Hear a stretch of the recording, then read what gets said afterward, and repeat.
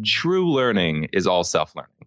There's some self-learning that you get when you go to school and you have ideas thrown at you. That happens, but the exciting stuff is what you teach yourself. Welcome to the Lions of Liberty podcast. Here is your host, your guide, your shining beacon of liberty, Marc Claire.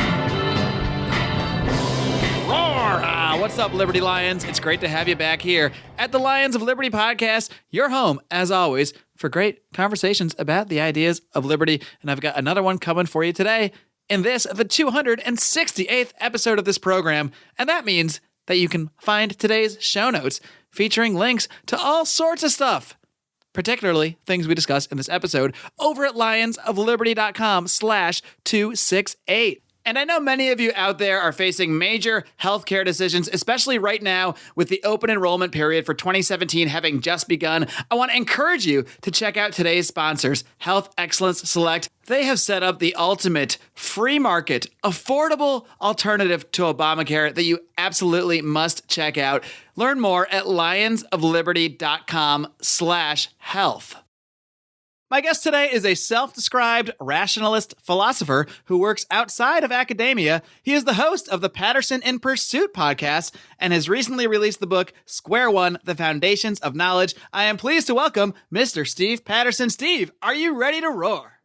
I'm ready, Mark. All right. Now, Steve, you got a lot going on there, as I mentioned here, but I know you're also a libertarian as well, so I'm not really sure what came first, the pursuit of knowledge or libertarianism for you, so I'll let you take it whichever way makes sense for your story, but why don't you just give us a little bit of your background? How did you first become interested in philosophy, the pursuit of knowledge, libertarianism, the whole bag? Sure. So I had a bit of a unique upbringing. I was homeschooled for my whole life. And so fairly early on, I developed a love for learning. And maybe when I was about 10 or so, my mother got cancer. And she said, look, Steve, I can't really teach you that much right now. Here's some books you have to teach yourself. And that was kind of my first introduction to self-directed learning. And I loved it. And it worked out really well. So I had a passion for learning from a young age. And then probably about 2006, I read a book by Tom Sowell called Black Rednecks and White Liberals. And for the first time, I read the word intellectual. And in that book, he kind of uses it in like a disparaging way. He doesn't speak very highly of intellectuals, but I'd never run across the word before. And I thought, wow, I really like that word. I want to be that. I want to be an intellectual. I want to go into the world of ideas. This is really exciting to me. So very shortly after that, I stumbled across some videos of Ron Paul on YouTube. And in fact, Ron got me excited first about political theory, which sucked me into economics, which then sucked me into philosophy. As you get more foundational, eventually you wind up in the world of philosophy. So for about maybe the past 5 years or so, 6 years, I've been doing a lot of self-study learning in the basics of philosophy, the fundamentals of philosophy. And so now that's what I do full time. Like you mentioned, I have a podcast, Patterson in Pursuit. I just finished my first book on philosophy. I write articles on philosophy. I have a YouTube channel of philosophy. So that's kind of my passion. But I have a lot to credit for bringing me down this path, thanks to Ron Paul, of all people. Yeah, for sure. And that's a fascinating story, going back to your homeschooling and the fact that something you said there, which really strikes me, which is not what most children tend to say about their studies and learning, is that you developed a love for learning. And I mean, even myself being in school, I don't remember loving learning at school. I remember being bored out of my mind in school, so that's really is an interesting take on it. And do you think that part of that is just the fact that, how your mother got sick and she kind of sent you off on your own almost? Did that make it sort of more fun that you could sort of dive in on your own? You're not sitting there with a teacher with a ruler telling you need to finish chapter 1 tonight and give me a report on it tomorrow. Do you think that sort of plays into your ability to learn, the fact that it is more self-directed? Yeah, here's the way that I'd put it. I think true learning is all self-learning. There's some self-learning that you get when you go to school and you have ideas thrown at you. That happens, but the exciting stuff is what you teach yourself. So I also went to college and I had a very underwhelming undergraduate experience. And what I learned in college was not what was being taught in college. I balked at the idea. I think it was ridiculous that these professors who I didn't think were very deep critical thinkers were trying to tell me ideas that I had already worked through and discovered to be wrong, like specifically in politics and economics, where, of course, the mainstream academic conclusions on political theory, I think, are totally backwards. So, yes, in a nutshell, the process of self-learning is what I equate with learning. And I was just immersed in it from a very young age. And I think a lot of homeschool people have the same experience. And kids, before they go into the public schooling system, I think kids in general love to learn. And then they equate learning with being in school, and then they hate learning. So I think that's one of the unintended consequences of having a terrible educational system like we have. Sure. I mean, when you're just kind of roaming around your house and learning about the world as you go, as you crawl around, as you're becoming a child from an infant, that might seem really fun. You're playing, you're enjoying. And then suddenly you're locked in this boring classroom for 7 hours a day, and you're at the mercy of a teacher and a bell. So it really takes a lot of the fun out of it, I guess. Exactly. And there's no genuine deep inquiry going on in school. It's about, you have to learn these things so that you can take the test. Doesn't matter if you actually understand what you're talking about. It just matters that you can regurgitate a particular amount of information at the right time, and then you get the stamp, and then that means you're educated. I think that's 180 degrees what actual learning is. Right. You remembered these 7 things we told you yesterday, so you're educated. There you go. Exactly. That seems to be the basic attitude. So did you decide to pursue your work outside of academia from the get-go, or did you have thoughts about, becoming a philosophy professor or something like that? Oh, my gosh. It's funny, Mark. So being homeschooled, I had this very romantic idea of academia. I thought, okay, so I started college young because I was advanced, because I was homeschooled. I thought, all right, here we go. I want to be one of these intellectuals. Well, this is where they are. They're in academia. And some of my mom would tell me, you got to do these things right, because when you get to college, the standards are going to be so much higher. So you got to make sure you know what you're talking about. And in about, a year, maybe, there was probably one semester where I started going full time in college. Took about one semester before that romantic idea of academia kind of evaporated. I thought, okay, none of these intellectual conversations I thought were going to happen in academia. They didn't materialize. Professors didn't really care. Students didn't really care. So I slugged my way through, and I made it through. I got my undergrad degree, and I thought, okay, look, I can't really do the academic thing right now. Maybe I'll go to grad school, but realistically, the way that I learned about the world of ideas is online.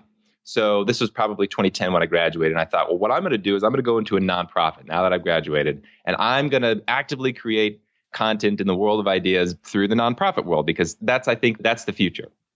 Well, worked in the nonprofit world for about a couple of years, and I found, there's a whole lot of crap going on in the nonprofit world as well. So I don't know when I started going full time, but I eventually said, I talked to my wife, and she was, very supportive. And she knew that I was going to be on the career path going down the world of ideas. It was just like, look, it's not happening in academia. It's not happening in the nonprofit world. I just got to do it myself. I'm going to go solo and see what happens. And it took a little while. It took a couple of years before I got any momentum and any kind of a following. But now I've had some success. And ironically enough, with Patterson and Pursuit, I'm now going around to universities. I do a lot of interviews on universities, talking to the professors that some of them I don't actually deeply respect, but I still get a lot of really good interviews from them. So I think, too, last thing I'll say on that, being able to work outside of academia as an intellectual it's pretty much a dream job. So I don't have any classes to teach. I don't have disinterested students that I have to, read. I don't have to grade anybody's terrible work. I can research whatever I want. I can write whatever I want, whenever I want, and communicate in whatever way that I want. So Square One, this book I just finished, I tried to make ruthlessly readable, because modern philosophy is just terrible. It's terribly written. The ideas don't matter. And I don't read much modern philosophy. And when I do, it's a nightmare, because I think it's awful and irrelevant. So I try to make my work take advantage of being able to be outside of academia, where I can write for the general public. So with Square One, even if you've been involved in philosophy for 20 years, you're going to get good, interesting, unique material out of that book. Even if you're totally unaware of philosophy and are just vaguely interested, you're going to be able to pick it up and read it and get something from the book. I think the next wave of future intellectuals, I think most of them are going to come outside of academia. Yeah, and what you said there about the book being, I think you said ruthlessly readable. Yeah. It's very true, because as we talked before the show, I read most of this book recovering from a chest cold and not feeling that great, and I was still able to read it without a problem. So it is definitely written, it's not a 2,000-page tome out there. It's a very, very, I guess, concise work, and it really does drive home the point you're trying to make without having to go off in 1,000 multi-chapter tangents. You really do try to focus on the point of your work. So why don't we talk about a little bit more about Square One? And Sure. Right in the beginning of the book, you state something. I want to read this right from the book. You say, truth is discoverable. I'm certain of it. It's not popular to say. It's not popular to think. So why don't we just start right there? Before we go any further, what exactly is truth, first of all, and why do you believe it to be discoverable? Because that is, to me, that sounds like a very logical statement, but it is, as you say there, it's not a popular one, especially in academia.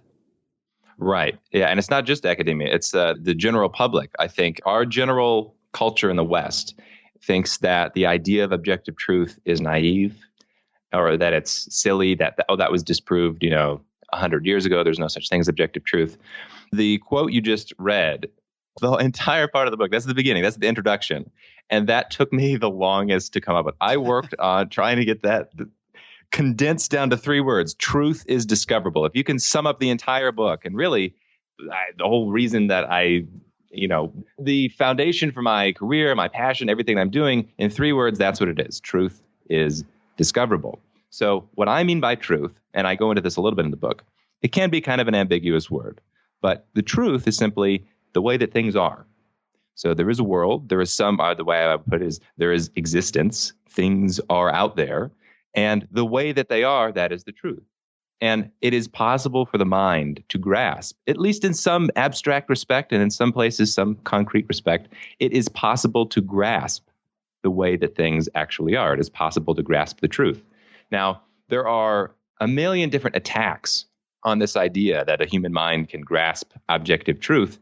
And so the first part is kind of an explanation for why there is truth. And in my worldview, ultimately, it comes down to logic, which I'd be happy to talk about. And then kind of the last chapter of the book is responses to some of the most popular objections. So you get a lot of really popular objections. People bring up the liar's paradox. This sentence is false. It's supposed to be some kind of a logical contradiction that can't be resolved, therefore deflating the whole idea that there is objective truth.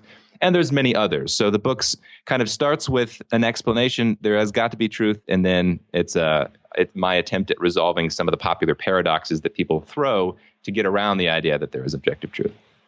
Sure.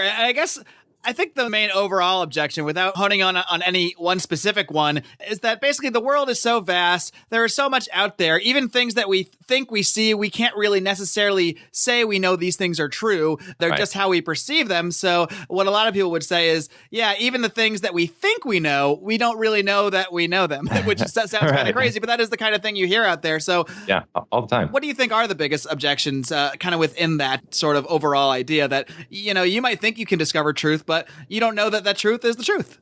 Yeah, so there's a chapter in the book that I call there's implausible and impossible arguments. Implausible arguments are essentially say, look, maybe it's the case that there is some objective truth, but it's unrealistic to think we'll ever grasp it. So one example kind of is similar to what you're saying is, look, there's just so much information out there. The universe is so vast that we'll never be able to know enough to know whether or not we know something.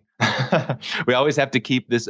It seems also very scientific to say, look, we always have to keep an open mind and adjust to the data that maybe what we think is true today, we'll find out is not true tomorrow. And then there's impossibility arguments, which are a little bit more sophisticated, more philosophic, saying that it's not even possible in principle for there to be such a thing as objective truth. The very notion of objective truth itself, they say, doesn't correlate to anything in reality. So some of these people will say things like, we're stuck within our own subjective minds. They'll use terms like, they say, in order to know objective truth, we would have to have access to the God's eye perspective, the kind of some universal consciousness idea, to see whether or not our ideas about the world are true. What I say in the book is, well, it is actually the case in some limited sense. We do have access to the God's eye perspective. I can say very basic truths like, there are no square circles anywhere in the universe. I'm making a statement about existence. I'm saying there is no such thing as X anywhere in any possible universe, not just this universe. And it's something you can know, I would say, with certainty when you unpack the meaning of your terms. And therefore, you do have some kind of access to the God's eye perspective, even if it's very limited. So there are some basic logical truths which you can know with certainty, but there are even some what you could call empirical truths or metaphysical truths that you can know with certainty. So the existence of your own awareness is something you could say. You could come up with a sentence like, look, awareness is a real phenomenon in the universe. Awareness is going on. Now, this is also a statement about something that exists in the universe, and I can be certain that it's true, even if the physical world is an illusion, right? Even if we're all plugged in the matrix. And even if what we think we know about the physical world is completely wrong, we have no idea of what the external world is. At the very least, the phenomenon of awareness is happening. I know it. So that would be one example of people balk at this idea, but as I think I explained pretty well, you can know these type of things with certainty. And you mentioned the Matrix here, and this is kind of a tangent, but it's kind of not, because there are actual academics out there and many people that are seemingly intelligent that put forward this idea that we do live in a artificial reality of some kind, that our minds are basically just hallucinating the rest of the world for us. And that I think that does kind of play into some of their argument of, well, we can't really understand objective reality because reality is really just whatever our minds are sort of telling us is reality. But we don't know that that's even the real world we live in. We might all live in a little tiny glass bubble with, giant aliens are just watching over us and they're programming all our thoughts and everything that we see. And that sounds like crazy sci-fi stuff, but I've heard actual academics say this. So what's your response to this seemingly outlandish idea that we just live in sort of, maybe our minds are all plugged into a thing somewhere that just, a little socket that pumps all these ideas, all these things that we think are truth into our brains or whatever they really are or what have you. So put it this way. I love the idea because I love the Matrix. It sounds cool. Don't get me wrong. It does. Let's grant that it's all the case. Let's say we are plugged into the Matrix. It still does not follow that we cannot know objective truth. So I love that kind of radical skepticism. I think that's a very healthy way to discover truth, is by saying, well, maybe this is possible. Maybe this is possible. Even in such a world, mathematical truths still apply. 2 + 2 still equals 4, even if we're hallucinating everything. Even if everything is a hallucination and an illusion, the existence of your awareness happening is still a real phenomenon in the universe. It's still reality. Whatever is happening, the phenomena in your awareness are still taking place, even if the underlying cause is illusory. So if I just had some magic mushrooms and now I'm hallucinating some pink elephant in front of me, well, the pink elephant as some independent physical object might not exist, but just the actual awareness, the phenomena of perception, the my seeing something, is definitely something that is taking place. So even if we plug ourselves into the Matrix, you can't get around logical truths that there are no married bachelors and all things are what they are is another logical truth. You can't get around that, and you can't get around the existence of your own consciousness. So there is no, and I would say too, it's not even just being plugged in the Matrix. Whatever crazy scenario you come up with, if it's possible, you still will not be able to disprove that there is the real existence of awareness and that you can't have any kind of logical contradictions. Those two things are absolutely certain. Steve, one thing I am absolutely certain of is the fact that health care prices have been skyrocketing in recent years. And I just need to take a minute out now to tell our listeners how our sponsors at Health Excellence Select can help. And guys, I have purchased my own health insurance for the last decade, and I saw firsthand how prices just skyrocketed after the implementation of Obamacare. Suddenly, I found myself with huge premiums, huge deductibles, and being told that I have to buy this specific insurance or I'm going to get fined. I realized right away that this was a scam and that I needed to seek an alternative. And I found that alternative in the concept of health sharing. This is an amazing legal alternative to Obamacare that allows people to share medical expenses with people of similar values. For most people, health sharing is a much more affordable option, and it's a lot less taxing on your soul than that corporatist Obamacare health insurance. And our friends at Health Excellence Select have put together the ultimate package to help you manage your health care. You can learn more by heading over to lionsofliberty.com/health or giving my rep, Jeff Cantor, a call. He can be reached directly at 440-283-6849. Be sure to tell him Lions of Liberty sent you. Let's go back to something you mentioned a second ago, the squared circle example. And this is one that to me seems very obvious. A thing cannot be two things. So a square has one definition. It is a four-sided, equidistant, I guess you would say, not equidistant, but a four-sided thing with the same length. I'm not saying that in the most academic way, but and then a circle is round. It does not have sides. So by that definition, you can't have a squared circle. And yet I've heard you interview people who believe that you can have a squared circle. So what is that argument? What is their argument that you can have something that actually does contradict its meanings, if that makes sense? Yes. Okay. So this is where we have to dive into language, because it would be very difficult for me to reproduce exactly what they mean, because I think their meaning is shifty. So there was an interview you bring up. I had an interview with a guy at Columbia who said, I was talking to him exactly about these things. Could you have some kind of real logical contradiction? Is it possible to have a square circle? And he said, well, I mean, maybe. And I said, okay, well, what we mean by square is mutually exclusive with what we mean by circle. So how could they be together? He said, okay, well, let's say that there are no square circles as you understand it, but maybe there are squircles. Maybe there's this other thing that has these properties of squares and properties of circles and puts them together in a way that we can't understand. So he said, for example, we can say something about square circles or squircles. He said, we can say that square circles are square. That's a true statement. I said, hang on a second. If you unpack what you mean by your terminology, you will discover a certain truth, unless you're using language in a very weird way, that what is square cannot be circular. For the same reason, so mathematics is an area that I've identified. There's a lot of irrationalism, a lot of ideas that there are logical contradictions. Shockingly enough, come from ideas in mathematics, which is a whole nother topic. But an easier one to see, easier example, which actually came from that interview, is a married bachelor, right? Bachelor being understood as an unmarried man. Could you have a married bachelor? And the same answer, you cannot have a married bachelor. Well, what he said is, well, what about something like the Pope? True story. That was his example, who maybe is a married bachelor. The reason he said, what about something like the Pope, is because I think in Christian theology, the Pope is something like being married to the church, something like that, but he's not married to somebody else. So he's a married bachelor. He's married, unmarried. And you get these kind of examples all the time. And all it is a confusion about language. It appeals to ambiguous language. And people try to say, because language is ambiguous, reality is ambiguous. Because language is fuzzy, reality is fuzzy. Because I can mean something over here, but I can kind of shift my meaning and then mean something else. When I say married, I'm kind of talking about being married to another person sometimes, but I could also be talking about being married to the church. Because people can play around with language, they try to say, oh, look, you can have true logical contradictions. This, I think, I'm certain, I would say, is absolutely false. And that's one of the motivations for this book. Is I've had so many conversations over the years with people that will argue, oh, you could have married bachelors, or you could 2 + 2 = 5 sometimes, that I decided, okay, I got to get down to the fundamentals. Why is it the case that there are no married bachelors and there are no square circles? Why is that the case? Well, it comes down to logic. When you unpack what logic is, you discover what I call the foundation of knowledge. Logic applies to everything in existence, and that is necessarily true, which means that there are no contradictions in reality. There's no irresolvable paradoxes in reality. Everything is exactly how it is, and it must be that way. And it seems to me that a lot of these examples, the squared circle example, the unmarried bachelor, they can only be justified if you begin to change the actual accepted meanings of those words. So you can say there's a squircle and that's a square as long as you change the definition of square.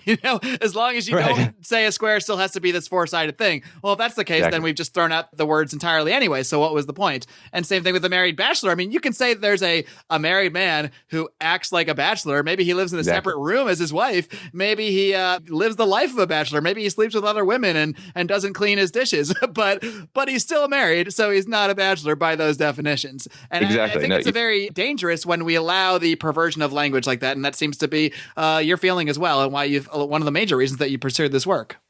Yes, that's precisely correct. So when you put your foot down and you say, okay, let's try to really unpack this whole married bachelor thing, you get down to really self-evident propositions that people will say, oh, well, that's just, that's a tautology. That's just self-evidently true. But you have to say them because people deny that they're true. So things like, okay, if it's the case that somebody is married, then it is the case that they are married. So if it's the case that somebody is not married, then it's the case that somebody is not married. That's what we mean by the term. So you can't put them together given what we mean by the terms. You're correct to say, you could have a married person living as a bachelor, but if they're married, then they're married, right? As long as you're clear about what you mean and you're not shifting definitions, then you don't run into theological contradictions. And what's remarkable, Mark, really shocking, is that what people do is they discover these, what they think are contradictions, which are just confusions about language, and then they build a philosophy out of that. So instead of thinking, okay, well, look, I've discovered a contradiction, therefore I must have made some error in my use of language, because that wouldn't make any sense to say there's a married bachelor if we're consistent with our words. They say, oh, look, here's an example of a contradiction, therefore logic in general, as kind of a universal principle, can be violated. You have contradictions all over the place. So you have in the modern world this worldview that embraces the idea of logical contradiction. They think it sounds deep and profound to say logically contradictory things. An example I like to give is, when somebody says, look, there is a cat sitting on the chair and there is not a cat sitting on the chair. People go, ooh, wow, that's got to be really deep. So I don't deep. Understand it. Yeah, right, exactly. That's so deep. It flew over my head. In our heads saying, this is totally. Yeah, exactly. However, that type of irrationalism is very popular. People love to hear things like that. Well, this doesn't make sense to me. I don't want to sound like I don't understand it. So I'm just going to go along. It's like the emperor's new clothes, right? I'm just going to go along with it and say, oh, yeah, no, I get that. Yeah, that makes sense to me. Yeah, you can have married bachelors because it's fashionable to include logical contradictions in your worldview. So this project of mine of trying to explain why there are no logical contradictions, I don't just see it as some esoteric philosophizing. I think it's got a direct impact on our culture. Because this seeps into political discussion. When people, if they can embrace logical contradictions, they don't have to have a consistent political theory. They don't have a consistent political theory, well, that can be dangerous, right? If you say, look, everybody is fundamentally the same, but these group of people get special privileges, well, that's not consistent, right? You have to be consistent. And if you're not consistent, you get really bad philosophies which directly impact the world. So I do a lot of work in mathematics and the foundations of mathematics. It's not just some useless intellectual exercise that you might get in academia. I think it directly relates to our culture. So, Steve, you call yourself a rationalist philosopher. Would you say that basically just means what you say in square one, that there is truth and that rational philosophy is the pursuit of that truth? Well, so it's actually an ambiguous word. So rationalist. Uh-oh, now you're getting ambiguous on me. I'm getting worried. Exactly. So the way that I mean it is it's kind of a specific term in philosophy. There's this long-standing debate between rationalists and empiricists. Where does knowledge come from? How can we know things about the world? Do we have to go out and experience things in the world to grasp how the world works, or can we just sit in an armchair and think? The empiricists are the ones who think we cannot know anything about the world without experiencing. The rationalists say, well, experiencing is fine, but we actually can have some knowledge that is prior to experience. So that's why I'm a rationalist. There is some knowledge, like I'm saying, there is no married bachelor in any universe whatsoever. I don't have to go to Pluto to see whether or not there's a married bachelor. I can know that sitting in an armchair here on planet Earth, that there aren't any married bachelors in Pluto. So in that respect, I'm a rationalist. And in the respect that, like I just said, the term that I use to describe this current state of the general public is irrationalism, right? This cultural phenomena of irrationalism, the idea that there is no truth, that there are contradictions. So if they're irrationalist, then I consider myself the counter to that. I'm a rationalist. All right. So one thing I want to touch on as well before we wrap up here. I know you were raised an evangelical Christian. Obviously, I'm assuming a lot of your beliefs have been challenged through your pursuit of philosophy. But do you believe that? I mean, you've interviewed people that do believe this, but do you believe that a sort of a irrational philosophy can jive with a religious view? Oh, that's an excellent question. Probably more than a question you can address in a couple minutes, but. Okay, so here's what I'd say. It is not the case that logical contradictions exist. So to the extent that any belief, whether religious or otherwise, includes a logical contradiction, it is necessarily false. There are some ideas in popular religion. So for example, in Christianity, the idea of a Trinity, in some ways that people articulate what the Trinity is, I think it includes logical contradiction and therefore is necessarily false. What I would also say is religious beliefs as they're understood and as they're practiced in terms of like a sociological phenomenon are probably false. I don't think it's the case that I think the idea of like biblical literalism or any holy book literalism, I don't think that's a good method for reasoning. I don't think that's a flawed epistemology. However, what I would say is this, that there is a consistent part of the human experience that's been around since recorded history and before that that people report spiritual or religious experiences. There's some part of the human nature which experiences something that people say, okay, this is divine, this is supernatural, this is something more. And I've had one of those experiences. It was totally life-changing for me. And I think you can understand those experiences in a purely rationalist, logical framework. That's what I'm trying to do, is piece together like I wouldn't call it a religion, but some rational spirituality. Try to actually, no mysticism, no magic, just trying to understand exactly what's going on. That may include the existence of a God. I don't think God properly understood needs to include any kind of logical contradictions if we're careful of what we mean. So I get criticized all the time by traditionally religious folks, like in my evangelical community that I was raised in, would say I'm a complete heretic, like a complete, they would say I'm a heretic. In the rational skeptics community, I get a ton of shit because I give a platform to people talking about religious experiences. I think that religions properly understood, again, in a broader context, point to some extremely deep truth that is there. It's just not articulated properly. And people take the truth and they bend it and twist it in all kinds of silly ways. So I think there is a middle ground. I'm not like a reductive materialist. I think there is some non-physical existence, some consciousness I don't think fits properly into the reductionist materialist worldview. And so, yeah, I think you can have religious ideas. I think you can have spiritual ideas that are perfectly consistent, perfectly rational, perfectly explanatory. In practice, that probably means that the popular mainstream religious conclusions are, to put it nicely, probably a bunch of crap. Well, if that's putting it nicely, I'd really love to hear you not put it nicely sometimes. Okay. Fair enough. I'll do that by continuing to listen to your show, Patterson in Pursuit. I definitely want to touch on that before I let you go. I really do enjoy what you've been doing, and it pretty much speaks for itself. You're not out there doing this program to preach to people, to be dogmatic, to put your view of the world upon others. You're really trying to get the ideas from others and pursue this philosophy. So why don't you just quickly tell everybody out there what it is you're doing with Patterson in Pursuit? Sure. So right now I'm traveling the world with my wife. Right now we're in upstate New York, and in a week we'll be in New Zealand continuing the journey. And I'm interviewing people on all kinds of different topics, from religious ideas to, I do a lot on philosophy, and I do stuff on politics and economics. And it's like you say, it's not me preaching to people. Honestly, it's my own pursuit of truth with microphone. And if people don't like my analysis of things, they don't like my questioning, then I'm not trying to bring them into the show. It's just, I have developed over the past, decade or so, a really powerful method for reasoning that I'm very proud of, and I think is very accurate. And I think it results in discovering truth in lots of different areas, because I'm not just focused on philosophy, I'm focused on a lot of different areas. That methodology I am applying to my interviews. So, and I have, right now I've spoken with professors from, Harvard, Stanford, Columbia, Oxford, Cambridge, pretty much all the Ivy League schools. I've spoken with them.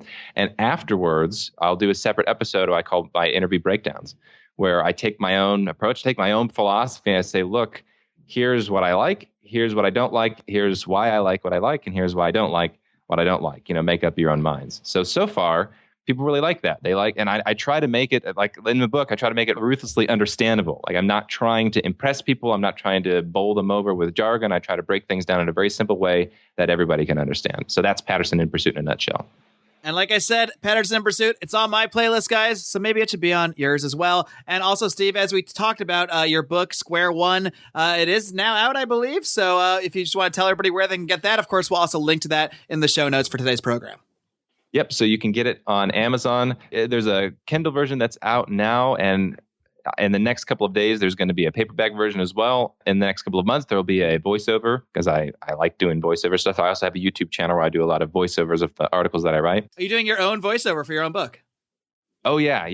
I like doing voiceover stuff. Yeah. All right. I also wrote a book on Bitcoin that I did a voiceover, and that's for free on YouTube if you want to listen to that. That's actually really interesting that you get to hear the book in your voice, because just for one example, I recently did an audiobook, listened to an audiobook of our recent guest, Jesse Ventura, and it was great, but it's weird hearing Jesse Ventura's voice, but not in Jesse Ventura's voice. So I think it'll be interesting to actually hear your voice speaking your words.